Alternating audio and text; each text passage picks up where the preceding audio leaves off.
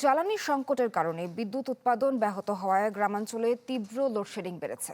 এতে চরম ভোগান্তিতে সাধারণ মানুষ। এ নিয়ে আরও জানাতে জয়পুরহাট থেকে যুক্ত হচ্ছেন সহকর্মী হারুনুর রশিদ চৌধুরী। হারুন, জানাবেন, এখন তো সংকট কমে যাওয়ার কথা, আমরা জানতে পেরেছি লাইনে দাঁড়িয়ে থাকা মানুষের সংখ্যাও কমছে, কি পরিস্থিতি দেখছেন? সোহার, জয়পুরহাটের যে লোডশেডিং, এই লোডশেডিং কিন্তু তীব্র আকার ধারণ করেছে। বিশেষ করে শহরের যে মানুষজন আছে তারা কিছুটা বিদ্যুৎ পেলেও কিন্তু গ্রাম অঞ্চলে যারা আছে তারা কিন্তু একদম নাজেহাল হয়ে পড়েছেন। যদি বলি যে 24 ঘন্টার মধ্যে গ্রামের যে মানুষগুলো আছে তারা প্রায় 8 ঘন্টা বা 7 ঘন্টা বিদ্যুৎ পাচ্ছেন। শহরের মানুষ কিন্তু এখানে 14 থেকে 15 ঘন্টা তারা বিদ্যুৎ পাচ্ছে। এতে কিন্তু কৃষক যারা পর্যায়ে সেচ যে কাজে ব্যবহার হচ্ছে বিদ্যুতের সবচেয়ে বড় একটা অংশ, এই সেচ কাজ কিন্তু ব্যাহত হচ্ছে। এতে বড় চাষ যেটি, এটি কিন্তু ফসলে যে এখন ওঠার সময় শেষ মুহূর্তে কিন্তু এই বিদ্যুতের এই লোডশেডিং এর কারণে কিন্তু সময় মতো জমিতে সেচ দিতে পারছে না। কৃষকের মধ্যে কিন্তু একটা হাহাকার শুরু হয়েছে। এর মধ্যেও কিন্তু ধান যেটুকু পাকার মতো হয়েছে সেগুলোর দাম কম। তো সব মিলিয়ে কিন্তু একবারে কৃষক পর্যায়ে এবং গ্রাম পর্যায়ে মানুষের বিদ্যুৎ নিয়ে যে একটা হাহাকার, এটি কিন্তু আরো বৃদ্ধি পেয়েছে। তো আমরা যদি শহরের কথা বলি, শহরের যে ব্যবসা প্রতিষ্ঠানগুলো আছে, বিদ্যুৎ কেন্দ্রিক যে ব্যবসা প্রতিষ্ঠান, যেরকম বরফ কল, রাইস মিল এবং মিল কারখানা, সবগুলোতে বিদ্যুতের লোডশেডিং এর কারণে কিন্তু তারা নিয়মিত সেটি তারা চালাতে পারছেন না। আর এই না পারার কারণে কিন্তু অনেকে যে এখানে কর্মচারী রয়েছেন বা ব্যবসায়িক প্রতিষ্ঠান, সবকিছুর মধ্যে কিন্তু তারা একটা লসের সম্মুখীনের মধ্যে তারা দাঁড়িয়েছেন। তো তারা সকলে যেটা জানিয়েছেন যে বিদ্যুতের যে এই লোডশেডিং, এটি কিন্তু একটি কমিয়ে রেখে কিন্তু সাধারণ যে মানুষের দুর্ভোগ কমাতে যে স্মরণীয় পর্যায়ে আনা দরকার, এমনটা আশা করছেন সবাই। তো এই ছিল জয়পুরহাটের লোডশেডিং নিয়ে সর্বশেষ খবর। সোহার। হারুন, আপনাকে অনেক অনেক ধন্যবাদ। এই পর্যায়ে সাভার থেকে যুক্ত আছেন আমাদের সহকর্মী অপু ওহাব। অপু, জানাবেন সাভারের কি অবস্থা, সেখানে সংকট এবং সেখানে মানুষের ভোগান্তি সম্পর্কে।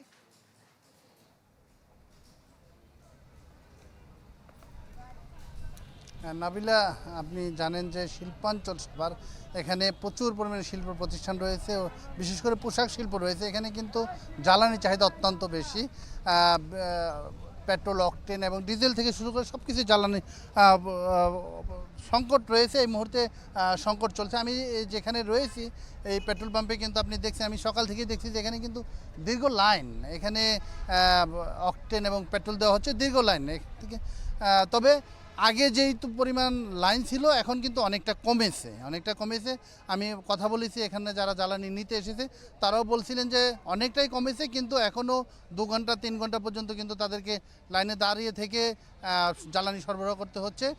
আর বিদ্যুৎ সমস্যা কিন্তু প্রকট আকার ধারণ করছে, কারণ প্রচুর পরিমাণে লোডশেডিং হচ্ছে শিল্প প্রতিষ্ঠানগুলোতে। যে জ্বালানির চাহিদা, কারণ আপনি জানেন যে উৎপাদন যদি ঠিক রাখতে হয় তাহলে তাদেরকে জেনারেটর, বিকল্প জ্বালানি হিসেবে কিন্তু জেনারেটর চালাতে হয়। এই জন্য জ্বালানিতে প্রচুর পরিমাণে জেনারেটর চালানোর জন্য কিন্তু প্রচুর পরিমাণে জেনারেটর জ্বালানির প্রয়োজন হয়, তেলের প্রয়োজন হয়। এজন্য কিন্তু তাদেরকে এই সরবরাহ করতে এসে বিড়ম্বনায় পড়তে হচ্ছে, কারণ এখানে যারা যে সমস্ত পরিবহনগুলো নিয়ে আসে তারা যে পরিমাণ জ্বালানি নিতে পারছে, কিন্তু কন্টেনার নিয়ে আসলে এখানে মানে তাদেরকে সমস্যার সম্মুখীন হতে হচ্ছে। মোটরসাইকেল এবং গাড়ি নিয়ে যারা আসেন তারা কিন্তু দিচ্ছেন না, এমনটি তারা বলছিলেন। তো যেহেতু শিল্পাঞ্চল প্রচুর পরিমাণে আসলে অকটেন, ডিজেলের পাশাপাশি কিন্তু ডিজেলের প্রচুর চাহিদা রয়েছে এবং তাদেরকে বেশ বিড়ম্বনায় পড়তে হচ্ছে, যদিও আগের তুলনায় কিছুটা কমেছে। নাবিলা। অপু, আপনাকে অনেক অনেক ধন্যবাদ। এ পর্যায়ে আমাদের আরেক সহকর্মী যুক্ত হয়েছেন ফেনী থেকে, দিলদার হোসেন স্বপন যুক্ত আছেন আমাদের সঙ্গে। স্বপন, জানতে চাই যে এই লোডশেডিং নিয়ে এখন অনেক বেশি সমস্যা হচ্ছে, অনেক ভোগান্তিতে পড়েছে মানুষ। জ্বালানি সংকটের সমস্যা শেষ হতে না হতেই কি পরিস্থিতি, সব মিলে একটু জানাবেন। আপনি যেমনটি বলছেন, লোডশেডিং এ সমস্যা হচ্ছে, ফেনীতেও সমস্যা হচ্ছে।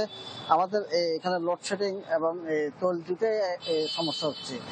আমি এখন রয়েছি মেসার্স বেগম ফরিদা বক্তেরা ফিলিং স্টেশনে। আসলে এই স্টেশনে গত রাত তেল সরবরাহ করেছে, কিন্তু কর্তৃপক্ষ আমাদেরকে জানিয়েছে আগামী 29 তারিখের আগ পর্যন্ত তারা এই পাম্প থেকে আসলে তেল দিতে পারবে না, যার ফলে এই ফিলিং স্টেশন আজকে বন্ধ রয়েছে। পাশাপাশি আমাদের ফেনীতে যে 28টি পাম্প রয়েছে, এই 28টি পাম্পের মধ্যে এই ফিলিং পাম্পগুলোর মধ্যে রেশিও আকারে তারা তেল সরবরাহ করছেন। আজকে এই দুই একটা পাম্পে তেল দেওয়া হচ্ছে, এর বাইরে কিন্তু সব পাম্পগুলোতে তেল সরবরাহ বন্ধ রয়েছে। কিন্তু সরকার পক্ষ থেকে পর্যাপ্ত তেল রয়েছে বলে আমাদেরকে জানিয়েছেন, কিন্তু আমরা যে ফিলিং স্টেশনে যাই দেখা যায় ওই ফিলিং স্টেশনে কিন্তু তেল আসলে সরবরাহ করতে পারছেন না বলে আমাদেরকে কর্তৃপক্ষ জানান। এক্ষেত্রে তারা সরকারের সহযোগিতা কামনা করছে। এই ছিল সর্বশেষ। স্বপন, আপনাকে অনেক অনেক ধন্যবাদ। আমাদের সহকর্মীরা বিভিন্ন জায়গা থেকে জ্বালানি সংকটের খবরাখবর জানাচ্ছিলেন। সময়ের সাথে সাথে দেখা দেয় নিত্য নতুন প্রয়োজন, রেডি থাকতে হয় প্রতি মুহূর্ত। তাই এলো ইনোভার, যেন আপনি লাইফে থাকেন রেডি প্রতিদিন। Innova, designed for now. দর্শক, আমরা এবার আবারও জ্বালানি সংকটের খবরাখবর জানবো। রাজধানীর আসাদ গেট থেকে যুক্ত আছেন আমাদের সহকর্মী সম্রাট হোসেন। সম্রাট, আমরা জানি যে জ্বালানি সরবরাহ বৃদ্ধির কারণে সংকট কিছুটা কমে যাওয়ার কথা। আসলে কি পরিস্থিতি দেখছেন? সংকট কি কমেছে কিনা? লাইনে যারা দাঁড়িয়ে আছেন তারা কি তেল পাচ্ছেন কিনা?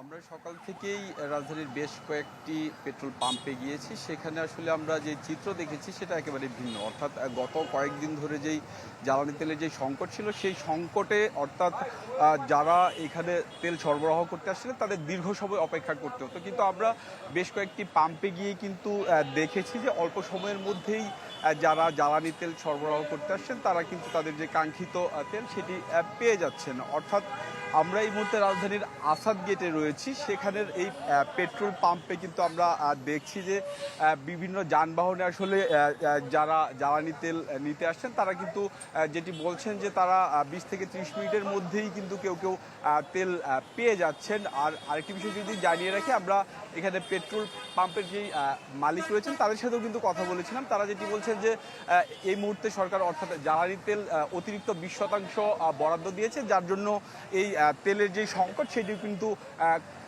কমেছে, সেটিও কিন্তু তারা বলছেন। পাশাপাশি আরেকটি বিষয়ও বলছেন তারা যে সরকারের তরফ থেকে বেশ কিছু পদক্ষেপ নেওয়া হয়েছে, ফুয়েল পাস থেকে শুরু করে বেশ কিছু পদক্ষেপ, যার জন্য এই জ্বালানি তেলের যেই দীর্ঘ সারি কিংবা ভোগান্তি সেটি কিন্তু অনেকাংশেই কমেছে। আরেকটি বিষয়ের কথাও কিন্তু এখানকার যারা তেল সরবরাহ করতে আসছেন বিভিন্ন যানবাহনে ব্যক্তিগত পরিবহন থেকে শুরু করে তারা কিন্তু বলছেন যে এই জ্বালানি তেলের যেই ভোগান্তি কিংবা দীর্ঘ লাইনে থাকতে হয়েছে বেশ কিছুদিন ধরে টানা, অর্থাৎ রাজধানী সহ দেশ জুড়ে যে তেলের জন্য এক ধরনের হাহাকার ছিল, সেটি যেন আগের অবস্থায় ফিরে না যায় সেজন্য কিন্তু তারা যেটি বলছেন যে সরকারের তরফ থেকে যেন এটির মনিটরিং নিয়মিত কিংবা তদারকি করা হয়, সেই বিষয়টিও কিন্তু তারা বলছেন। আমরা এর আগে কিন্তু রাজধানীর তেজগাঁ কিংবা আগারগাঁয়ের সেই তেলের পাম্পেও কিন্তু আমরা গিয়েছিলাম, সেখানেও কিন্তু ভোগান্তি অনেকটাই কমেছে বলে আমরা দেখতে পেয়েছি। তো এই ছিল রাজধানীর আসাদ গেটের তেলের পাম্প সরবরাহের সর্বশেষ। সম্রাট, আপনাকে অনেক অনেক ধন্যবাদ। আমাদের সহকর্মী Samrat Hossain Asad gate filling station থেকে সর্বশেষ আপডেট জানাচ্ছিলেন।